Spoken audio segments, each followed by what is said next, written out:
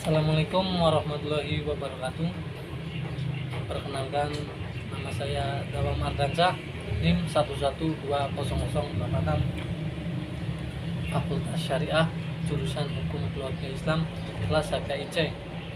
Di sini saya akan menjelaskan sedikit tentang sejarah peradilan Islam yang dibagi menjadi 5 masa, yaitu masa Rasulullah, masa Khulafaur Rasyidin, masa Bani Umayyah, dan masa Bani Abbasiyah, dan masa Turki Utsmani. Ini untuk menyelesaikan tugas SPI dengan tema Saatnya Yang Muda Bicara Sejarah. Kita awali dengan masa Rasulullah Shallallahu Alaihi Wasallam. Di kota Madinah, Rasulullah menjadi hakim satu-satunya. Namun ketika wilayah Islam meluas, maka Nabi mulai menugaskan para sahabat untuk menjadi gubernur di sebagian daerah dan sekaligus menjadi hakim. Di antara yang ditugaskan beliau adalah Muaz bin Jabal dan Ali bin Abi Thalib menjadi gubernur sekaligus sebagai hakim di Yaman. Attab bin Asid ditugaskan ke Mekah. Ibnu Hajar al-Asqalani menerangkan bahwa banyak hadis yang memberikan pengertian bahwa tiap-tiap daerah mempunyai hakim sendiri. Namun Rasulullah sangat teliti dalam memilih atau mengangkat sahabat dalam mengemban tugas sebagai hakim. Yang kedua, masa Khulafaur Rasyidin. Pada masa pemerintahan Abu Bakar As-Siddiq, keadaan umat Islam tidak jauh berbeda semasa Rasulullah, sehingga tidak tampak adanya perkembangan di dalam hukum Islam, khususnya di dalam masalah peradilan. Hal ini disebabkan karena kesibukannya memerangi sebagian kaum muslimin yang murtad sepeninggalan Rasulullah dan kaum pembangkang yang tidak menunaikan zakat dan urusan-urusan politik dan pemerintahan lainnya.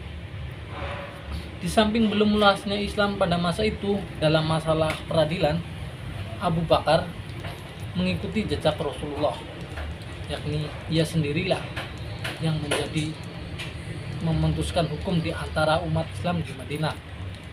Pada masa pemerintahan Abu Bakar belum ada pemisahan antara 3 kekuatan, yaitu Quwat al-Syariah atau legislatif, Quwat al-Qadiyah atau yudikatif, di dalamnya masuk peradilan, dan Quwat at-Tanfisiyah atau eksklusif dalam memutuskan perkara perselisihan. Abu Bakar memperhatikan Al-Quran, hadis, bertanya kepada para ahli ilmu tentang hadis dan ijma. Masa Khalifah Umar bin Khattab, wilayah kekuasaan Islam bertambah luas dan semakin bertambah banyak. Pemisahan kekuasaan eksekutif dan yudikatif terjadi pada pemerintahan Umar bin Khattab. Maka Umar mengangkat beberapa orang yang hakim atau qadhi selain para gubernur untuk menyelesaikan perkara. Khalifah Umar mengangkat Abu Darda sebagai hakim di Madinah, Syuraih sebagai hakim di Basrah, Abu Musa al-Asy'ari di Kufah. Di Madinah, Utsman ibnu Qais ibnu Abil As di Mesir, sedangkan untuk daerah Syam diberi pula hakim sendiri. Di masa pemerintahan Umar, urusan peradilan merupakan bagian dari kekuasaan Umar. Kemudian Umar mengangkat pejabat qadhi dengan membatasi wewenang mereka, khusus tentang penyelesaian sengketa harta benda atau urusan perdata. Tetapi perkara-perkara jinayah dan penguasaan daerah pada masa Umar, mulanya qadhi daerah ditunjuk langsung oleh khalifah atau dikirim dari pusat ke daerah. Apabila khalifah tidak menetapkan dan mengutus seseorang yang telah ditetapkan untuk suatu qadhi menurut pilihannya sendiri atas nama khalifah atau kewenangan mutlak, tetapi menjadi milik khalifah. Pada masa ini, penyelenggaraan peradilan mendapat perhatian besar. Salah satu bentuk pembinaan tersebut adalah adanya sebuah surat yang memuat beberapa petunjuk Umar kepada salah seorang qadhinya, yaitu Abu Musa al-Asy'ari, dalam menyelenggarakan tugas peradilan. Petunjuk tersebut dikenal dengan Risalatun Qadha Umar bin Khattab, yang hingga sekarang ini masih dipandang sebagai prinsip-prinsip penyelenggaraan kekuasaan. Kemudian para hakim pada masa Umar memutuskan perkara dengan merujuk pada Al-Quran, Sunnah, bertanya kepada fuqaha mujtahid tentang hadis mengenai suatu perkara. Ijtihad secara kolektif bisa untuk kepentingan jamaah, dan ijtihad individu bisa menyangkut perkara khusus individu. Pada masa Khalifah Umar, Utsman bin Affan dan Ali bin Abi Thalib, yaitu mengikuti khalifah-khalifah sebelumnya dan memberikan pesan-pesan kepada qadhi-qadhi supaya menjalankan tugasnya dengan berbuat adil kepada masyarakat dengan penuh kasih sayang. Yang ketiga, masa dinasti Umayyah. Dinasti Umayyah berkuasa selama 92 tahun, yaitu mulai tahun 41 Hijriah hingga 132 Hijriah.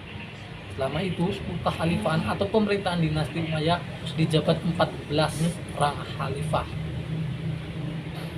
Yang pertama adalah Muawiyah bin Abu Sufyan, dan terakhir adalah Marwan bin Muhammad bin Marwan bin Al-Hakam atau Marwan II.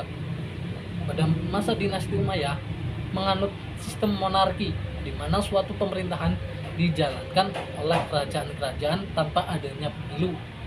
Hakim-hakim pada masa itu mempunyai hak otonom yang sempurna, tidak dipengaruhi oleh keinginan-keinginan penguasa. Dinasti Umayyah dari dua hal dipaparkan, yaitu sejarah terbentuknya dan hubungan peradilan dengan penguasa yang menciptakan sistem pemerintahan Islam dari sistem absolut. Sistem pemilihan pemimpin berdasarkan garis keturunan atau genealogi. Ini adalah sejarah pertama dalam sistem pemerintahan. Umat Islam yang dicetus oleh tokoh utamanya itu Muawiyah, yang merupakan tokoh utama dari terbentuknya dinasti Bani Umayyah yang memerintahkan selama 90 tahun dengan 14 orang pemimpin selama masa itu. Pemerintahan ini muncul setelah runtuhnya dinasti Umayyah di Damaskus. Dinasti ini dapat mencapai puncak peradaban karena sistem pembangunannya yang berfokus kepada memajukan ilmu pengetahuan. Selain itu, mereka juga pernah menjadikan paham Mu'tazilah sebagai paham resmi yang dianut negara, yang mana paham tersebut dapat lebih menguatkan fondasi keilmuan mereka. Yang keempat, masa dinasti Abbasiyah. Peradilan pada masa Abbasiyah yang pertama, para hakim tidak lagi beristihad dalam memutuskan perkara, tetapi mereka berpedoman pada kitab-kitab mazhab yang empat atau mazhab yang lainnya. Dengan demikian, syarat hakim harus mujtahid yang sudah ditiadakan. Peradilan pada masa Abbasiyah kedua, pada masa kedua ini adalah merupakan zaman kemunduran Daulah Abbasiyah dan merupakan karena lemahnya maka berkurang pula kewenangan qadhi dan menjadi sempitlah daerah operasinya, yaitu hanya terbatas pada masalah hukum syariat yang berkembang di masyarakat. Di akhir-akhir masa Daulat Bani Abbasiyah, perkembangan peradilan pada masa ini mengalami kemusrotan. Pemicu hancurnya tatanan peradilan pada masa dinasti Abbasiyah antara lain keadaan pemerintah yang sudah rusak, pengangkatan hakim yang sudah harus membayar sejumlah uang kepada negara, wilayah kekuasaan Abbasiyah semakin surut dan hak wewenang pengadilan juga semakin surut. Dengan lemahnya pemerintahan, maka lemah pula kekuasaan hakim dan terangsur-angsur surut daerah hukum yang menjadi wewenang hakim. Terus-menerus keadaan ini berangsur-angsur surut hingga merosot sampai pada hanya menyelesaikan soal-soal sengketa dan soal-soal ahwal al-syariah atau hukum keluarga saja. Yang kelima, masa Turki Utsmani.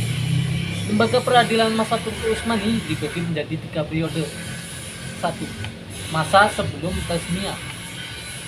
Mahkamah biasa atau rendah, wewenangnya adalah menyelesaikan para perkara pidana dan perdata. Mahkamah banding, wewenangnya adalah meneliti dan mengkaji perkara yang berlaku. Mahkamah tinggi, wewenangnya adalah mencatat qadhi yang terbukti melakukan kesalahan dan menetapkan hukum. Mahkamah agung, wewenangnya ini langsung di bawah pengawasan sultan. 2. Setelah tanzimat, Mahkamah al-Tawif atau Qadhi al-Mili, peradilan untuk suatu kelompok atau agama, sumbernya dari agama masing-masing. Qada al-Qansuli, peradilan untuk warga negara asing dengan sumber undang-undang orang asing tersebut. Qada Mahkamah Pidana, bersumber dari undang-undang Eropa. Qada Mahkamah al-Hukuk, mengadili perkara perdata. Majelis al-Syar'i al-Syarif, mengadili perkara umat Islam khusus masalah keluarga, sumbernya fikih Islam. Yang dapat saya sampaikan, kurang lebihnya saya mohon maaf bila ada kesalahan. Wabillahi taufiq wal hidayah. Wassalamualaikum warahmatullahi wabarakatuh.